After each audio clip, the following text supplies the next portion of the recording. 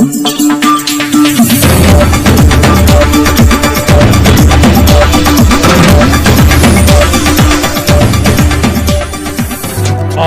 देख रहे हैं JKS न्यूज। नमस्कार, आप देख रहे हैं JKS न्यूज।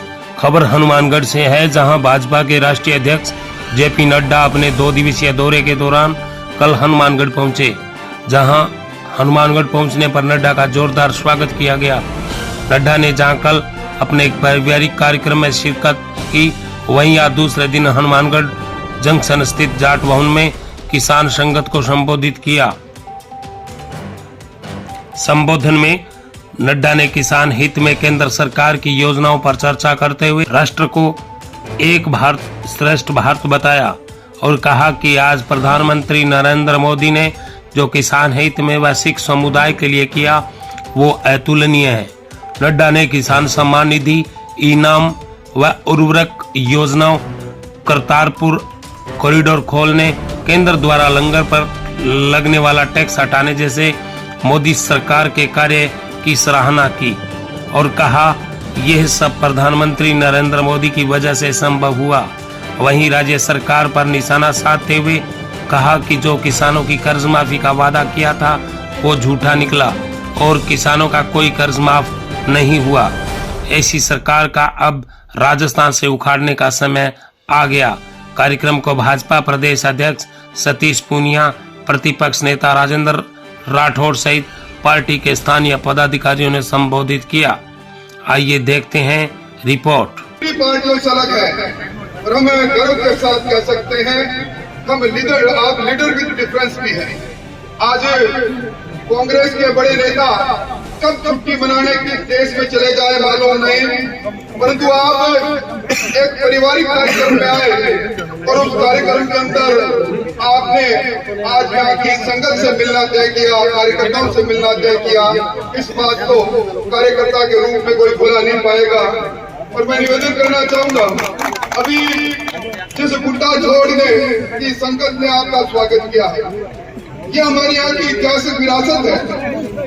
उस मनसा रगड़ का सर काटने वाले वो लोग सुखा सिंह, मेहताब सिंह मुगलिया सल्तनत के समय में थे, जो आज गुड्डा जोड़ के उसमें है। और नड्डा साहब, आपको मालूम होगा गलवान के अंदर पिछले दिनों जब चीन की सेना को पीछे हटा रहे थे, उस पीछे हटाने में चीन की सेना को लातों से मार मार कर उनके बॉर्डर तक पहुंचाने वाले सिख रेजिमेंट के बहुत से परिवार के लोग हो, कपास हो, चाहे गेहूं हो, यहाँ के किसान पैदा करते हैं, FCI को खरीदते हैं। और दुर्भाग्य से एक नड्डा साहब ये वो इलाका है जहाँ राजस्थान की हुकूमत ने सत्ता में आने से पहले 10 दिन में कर्जा माफी की बात कही थी और उस कर्जा माफी की गिरफ्त में आकर यहीं के एक सोनलाल ने ये पड़ोस की जिला कलेक्ट्रेट के सामने लटक कर आत्महत्या की और ये कहकर की कि सरकार के मुकाबले में आकर मैंने कर्जा नहीं चुकाया, मेरा चक्रवृद्धि ब्याज इतना बढ़ गया, मैं जीवन को समाप्त कर रहा हूँ। आज राजस्थान के अंदर 18,000 से ज्यादा किसानों की जमीनें नीलाम हो चुकी, सरकार की कलई खुल चुकी है। और मैं समझता हूँ अभी डॉक्टर राम प्रताप जी कह रहे हैं यहाँ के किसान सिंचाई के पानी को लेकर लगातार पड़ाव डालते रहते हैं। पोंग डैम में पानी होते हुए भी यहाँ के किसानों को पानी नहीं मिलता।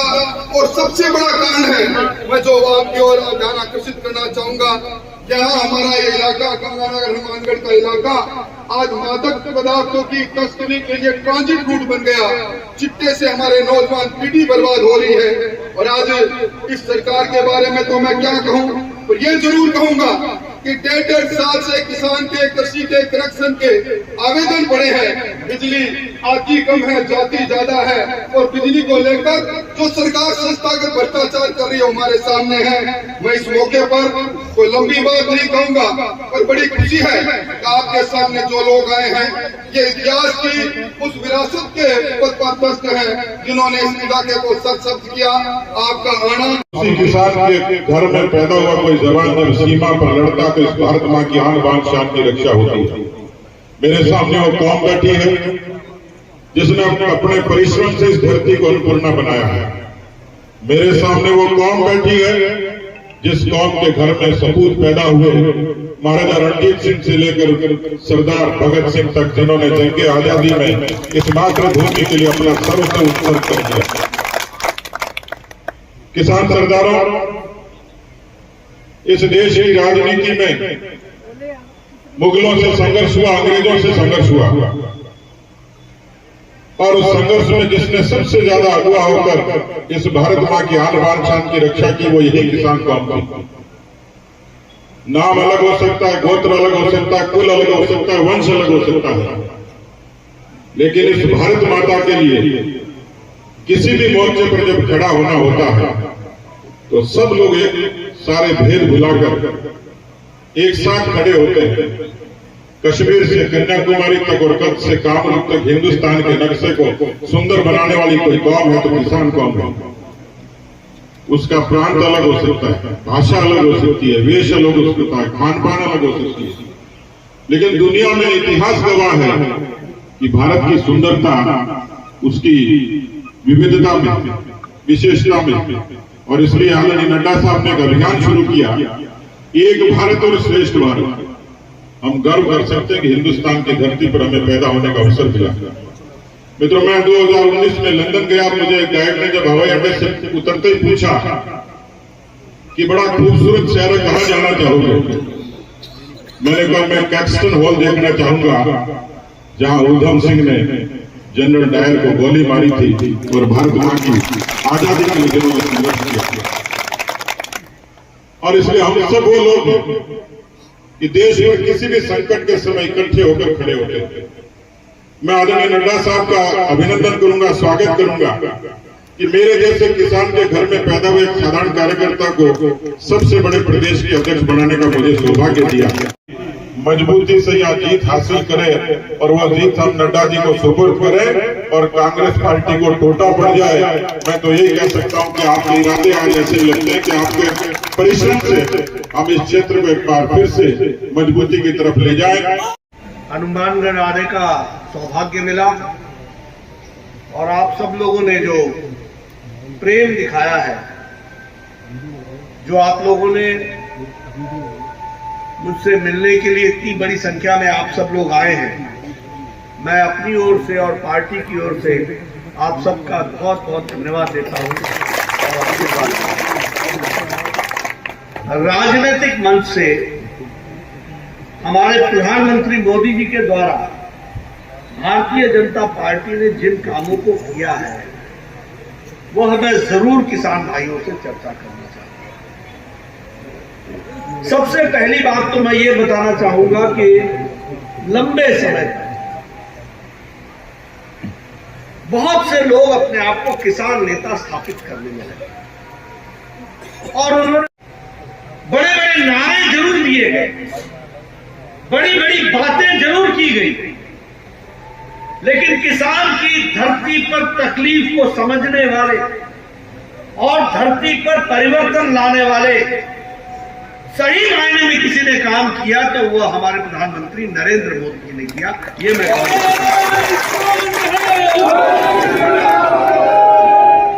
और मैं सिर्फ कहने के लिए नहीं कह रहा, हर बारीकियों में जाकर के किसान की तकलीफ को समझ करके काम करना, इसको अगर किसी ने उतारा है तो प्रधानमंत्री।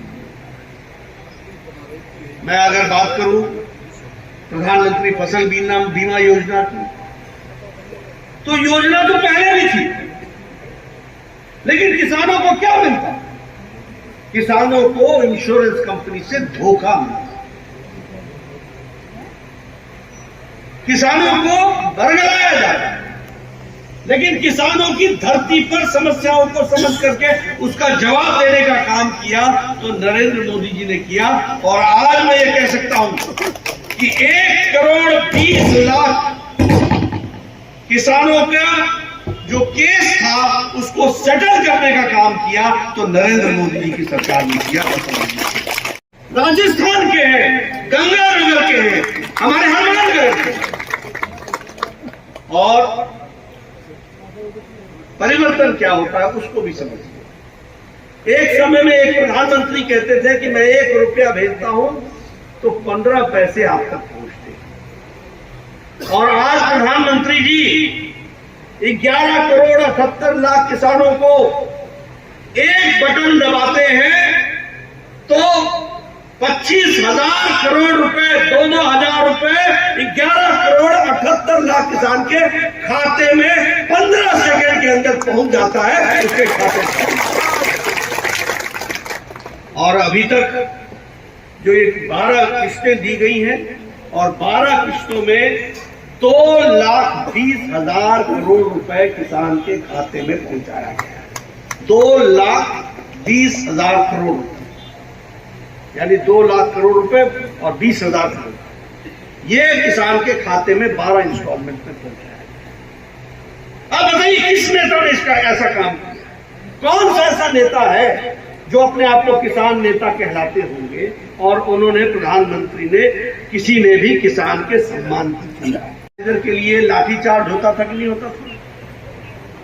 आप बताइए, फर्टिलाइजर ब्लैक होता था कि नहीं होता था?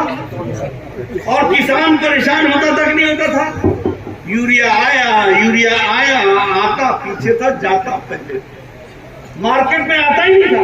लाठीचार्ज होती थी सरकार और बोलती थी 1 बोरी ले जाओ, 2 बोरी ले जाओ, 10 बोरी ले जाओ, जैसे एहसान कर रही है। प्रधानमंत्री मोदी जी ने यूरिया के लिए कोई और जगह इस्तेमाल ना हो, ब्लैक ना हो, नीम कोटेड यूरिया कर दिया।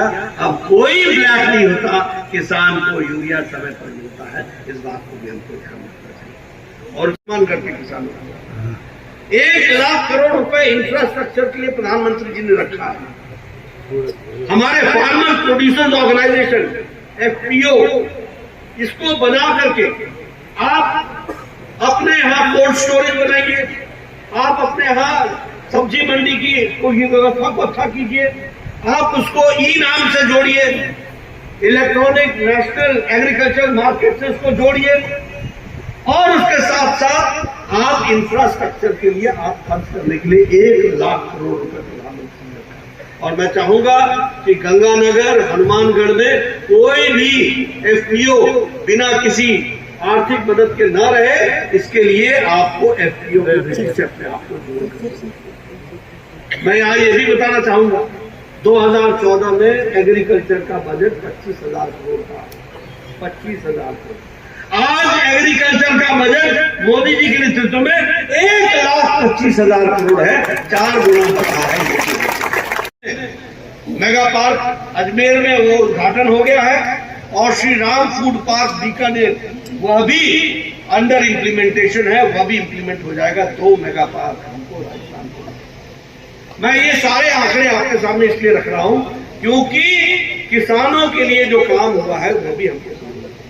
1,000 electronic agriculture national agriculture market के माध्यम से 1,000 ई मंडी बनाई गई है और 1 करोड़ 60 लाख किसान अपने आप को रजिस्टर कराया है और 14 लाख किसान हमारे राजस्थान के हैं जिन्होंने अपने आप को ई मंडी के साथ जोड़ने का काम किया है। आज आपको अपना सामान अपने खेत से दुनिया के किसी भी जगह बेच सकते हैं इस ई नाम के रजिस्ट्रेशन के माध्यम से। आपको जो ही जहां भी अच्छा दाम मिलेगा वह दाम में आप अपने अनाज को बेच सकते हैं। यह व्यवस्था की गई है। मैं आप किसानों से निवेदन करूंगा, पुरानी व्यवस्थाओं में विश्वास मत करो, नई नई व्यवस्थाएं खड़ी हो रही हैं। आप कंप्यूटर का जमाना आ गया है, इलेक्ट्रॉनिक मंडी बन चुकी है। आपको आपके कंप्यूटर पे पता चल जाएगा कि आज चावल का दाम दुनिया में कहां क्या है, आज गेहूं का दाम क्या है और जहां आपको अच्छा दाम मिले वहां आप अपने सामान को भेज सकोगे। यह व्यवस्था की जा रही है, इसको। और इसी दृष्टि से अगर हम कहें इस बार के बजट की दृष्टि से हमारे यहाँ एजुकेशन रिसर्च के लिए भी 1 करोड़ 25 लाख रुपए की व्यवस्था की गई है। इसको भी 1 करोड़ 25 लाख रुपए की व्यवस्था की गई है। अगर हम देखें तो हमारे ध्यान में आता है कि किस तरीके से हमारे सिख गुरुओं ने हमको शिक्षा दी। हमारे ध्यान में आता है किस तरीके से गुरु गोविंद सिंह जी के साहबजादों ने शहादत दी, किस तरीके से हमारे अन्य गुरुओं ने शहादत दे करके इस देश को एक रखने का काम किया है। उसमें सिख भाइयों का बहुत बड़ा योगदान है, इसको हम कभी भुला नहीं सकते, हमेशा आपको याद। कल मैं बात करूं गुरु ग्रंथ साहब हरमंदिर साहब पर लंगर पर टैक्स है, लंगर के सामान पर टैक्स है। प्रधानमंत्री जी ने लंगर के टैक्स को छूट देते हुए जीएसटी और आईजीएसटी दोनों से छूट दिला करके और सालाना 325 करोड़ रुपए हरमंदिर साहब के नाम पर खजाने में जमा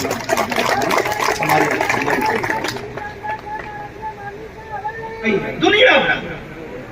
और हमारे सिख भाई संपन्न है, वो गुरु हरमंदिर साहब को चंदा देना चाहते हैं, समर्थन करना चाहते हैं, वहां लंगर में अपना योगदान करना चाहते हैं, लेकिन फॉरेन कंट्रीब्यूशन रेगुलेशन एक्ट उन पर लागू होता है, इस कारण से उनको दिक्कत आती। लेकिन उनको रजिस्ट्रेशन एफसीआरए का दे करके हरमंदिर साहब को जो ग्लोबल संगत की दृष्टि से उनको आर्थिक रूप से जो भी मदद करना चाहे देने का काम किया, तो नरेंद्र मोदी जी ने नियमों में छूट करके भाई साहब चर्चा कर रहे थे, और वो चर्चा कर रहे थे कि हमारे करतारपुर साहिब कॉरिडोर बना। अब ये भी देखिए आप, सामने हमारा गुरुद्वारा और हम दर्शन नहीं करते, हम जा नहीं सकते।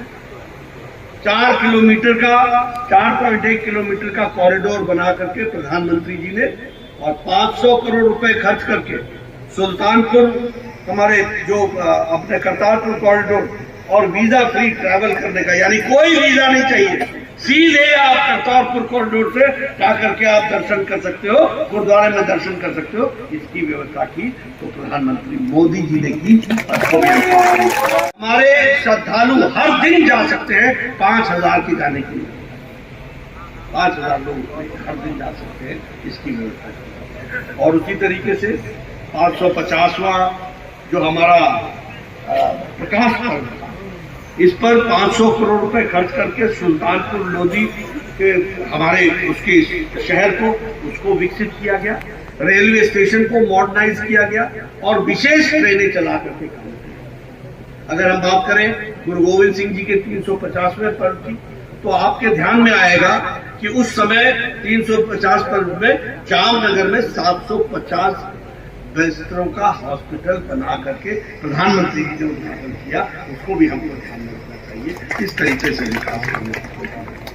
और अभी हमारी चर्चा हो रही थी, लोग कह रहे थे, बताया उन्होंने कि गुरु नानक जी की वाणी और गुरु नानक जी की जो हमारे उन्होंने अपना उपदेश दिया है, उसके ऊपर रिसर्च करने के लिए 67 करोड़ रुपए की लागत से national institute of interfaith studies Guru Nanak Dev university में उसको भी शुरुआत की गई है, वो भी हमको। और सबसे बड़ी बात यह है कि हमारी गुरबानी को अब उर्दू में, उड़िया में, मराठी में, हिंदी में, गुजराती में और 15 भाषाओं में ट्रांसलेट करके उसको पढ़ाने का काम शुरू हुआ है। आप लोगों ने तो शायद नहीं देखा होगा, मेरे आंखों के सामने मैंने सन 84 का दंगा देखा है, मैंने देखा है अपनी आंखों के सामने, मैंने देखी है वो सारी तस्वीरें। इतने साल गुजर गए और एक आदमी जेल नहीं गया था, एक आदमी जेल नहीं गया। प्रधानमंत्री जी ने एसआईटी बैठा करके जो ताकतवर लोग थे आज वो जेल के पीछे है, ये काम किया है। इसलिए मित्रों, अगर मैं बात करूं ब्लैक लिस्ट से हटाने की बात हो, चाहे हमारे जो बड़ी बड़ी पर्सनैलिटीज थे उनकी बात हो, और उन परिवारों को जो चाहे दंगा में पीड़ित हुए थे उनको आर्थिक मदद देने का भी काम उसको भी किया है। और आपको जानकर के खुशी होगी कि वैसे तो सिख भाई, सिख कौम अपने आप में बहुत मजबूत है और अपने गुरुद्वारों की चिंता करने में वो सक्षम है, लेकिन फिर भी भारत सरकार ने तय किया है कि टूरिज्म की दृष्टि से हमारे गुरुद्वारों को और अच्छा बनाया जाएगा और उसको विकसित किया जाएगा, ताकि जो हमारे श्रद्धालु आते हैं उनको कोई तकलीफ न हो, उसकी व्यवस्था की जाए। और इसके लिए आनंदपुर साहिब, फतेहगढ़ साहब, चमकौर साहब, फिरोजपुर, अमृतसर साहब, हमारे खटकर कला, कल्लौर साहब, इन सभी जगहों को, और ये जो हमारा पटियाला हेरिटेज का जो सर्किट है, इसको स्वदेश दर्शन में डेवलप करने का काम मोदी जी की सरकार कर रही है। ये भी है। अब ये वीर बाल दिवस क्यों नहीं आ रहा है, क्यों? और जिन हमारे जो दोनों बच्चों ने शहादत दी थी, उनको भी याद करती है और उनके इतिहास को पता चलता है। इस बात को इसलिए मित्रों, हर तरीके से कोशिश हुई है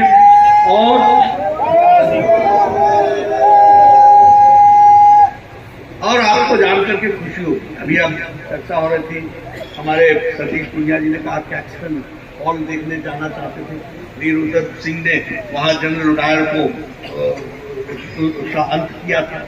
और लेकिन आज आपको जानकर कि इस बात से भी खुशी होगी कि मोदी जी के नेतृत्व में देश कितना आगे बढ़ा। अब देखिए, अमेरिका की अर्थव्यवस्था मुसीबत में है, हमारे यूरोप की अर्थव्यवस्था मुसीबत में है, हमारी दुनिया की अर्थव्यवस्था मुसीबत में है, लेकिन भारत सबसे मजबूती से चल रहा है और आज हमारा ग्रोथ रेट 7.4% रहा है और पेट्रोकेमिकल्स में हम आगे बढ़ गए। हम टॉय इंडस्ट्री में, ये खिलौने बनाने वाले में दुनिया में तीसरे नंबर के देश बन गए। आपको जान करके खुशी होगी कि ये हम लोग जापानी गाड़ियों के बारे में सुना करते थे, ये टैक्सन है, ये टोयोटा है। आज आपको जान करके खुशी होगी कि भारत ऑटोमोबाइल में जापान को पछाड़ करके तीसरे नंबर का ऑटोमोबाइल इंडस्ट्री बन गई है। तीसरे नंबर, हमारे आगे सिर्फ दो रह गए, अमेरिका और चाइना, और उसके बाद भारत ऑटोमोबाइल इंडस्ट्री। ये मोबाइल जो आप लेकर के घूम रहे हैं, जिस मोबाइल को आप लेकर के चलते हैं, 2014 में 92% मोबाइल हमारा विदेश से आया, इम्पोर्ट होता। आज आपको जानकर खुशी होगी 97% मोबाइल भारत में बन रहा है। 97%। अगर आप दवाइयों के, कोरोना की दवाई की बात करो, 100 देशों को भारत ने कोरोना की इंजेक्शन दिया है, 100 देशों, और 48 देशों को मुफ्त दिया है। भारत अब लेने वाला नहीं है, भारत अब मोदी जी के नेतृत्व में देने वाला हो गया है। ये कि इसलिए विकास की दृष्टि से अगर आप देखिएगा, हर दृष्टि से, इकोनॉमी की दृष्टि से देखिए, लेदर इंडस्ट्री में हमारी ग्रोथ 29% है। अगर कॉफी एक्सपोर्ट में हमारी ग्रोथ 36% है, इलेक्ट्रॉनिक में 54% है, केमिकल में 106% हमारी ग्रोथ है। इस तरीके से हम आगे बढ़े। और उसी तरीके से मुझे खुशी है आपके साथ शेयर करते हुए कि राजस्थान में रेलवे बजट पूरे देश का 9 गुना बढ़ा है, और राजस्थान में भी एक समय में रेल का बजट 682 करोड़ था, और इस साल आपका रेल का बजट 9,535 करोड़। ऑप्टिकल फाइबर, आपको जानकर खुशी होगी कि भारत नेट में 1,72,000 गांवों को जोड़ दिया गया है, और राजस्थान के 8,770 गांवों को भी ऑप्टिकल फाइबर से जोड़ दिया है। इस तरीके का विकास का काम किया है।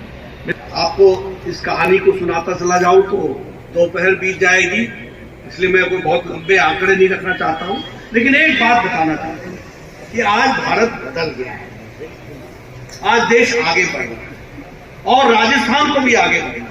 मुझे दुख है जब मैं यहाँ किसान संगत में बात कर रहा हूँ तो आपको छल के साथ आपको कहा गया कि, क्या कहा गया था कि 1 2 3 है, 1 2 3 4 गिनूंगा और आपका कर्जा आप कहाँ गया हो, क्या हुआ, कैसा हुआ। मित्रों, ये छल करने का काम। एक तरफ मोदी जी हैं जो 2,20,000 करोड़ रुपए किसान के खाते में पहुंचाया है, 11 करोड़ 70 लाख रुपए, और एक तरफ ये लोग हैं जो चुनाव आता नहीं है, ये करेंगे, वो करेंगे, वो करेंगे, जादूगिरी करते हैं। ऐसे लोगों को छुट्टी करनी है कि नहीं? ऐसे लोगों की छुट्टी करनी है कि नहीं करनी है? ऐसे इनको घर पे बैठाओ और इनको आराम दो और इनको काम दो। इस काम के लिए आप लग जाओ। इसलिए मित्रों, आपका ज्यादा समय नहीं लूंगा। राजस्थान से मेरा विशेष संबंध हुआ है, मैं आता ही रहूंगा और समय समय पर आप लोगों से मिलता रहूंगा। आप चलते हैं। आप सबको मैं नमन करता हुआ अपनी बात को विराम देता हूं और आप सब लोगों से फिर मिलने आऊंगा इन्हीं शब्दों के।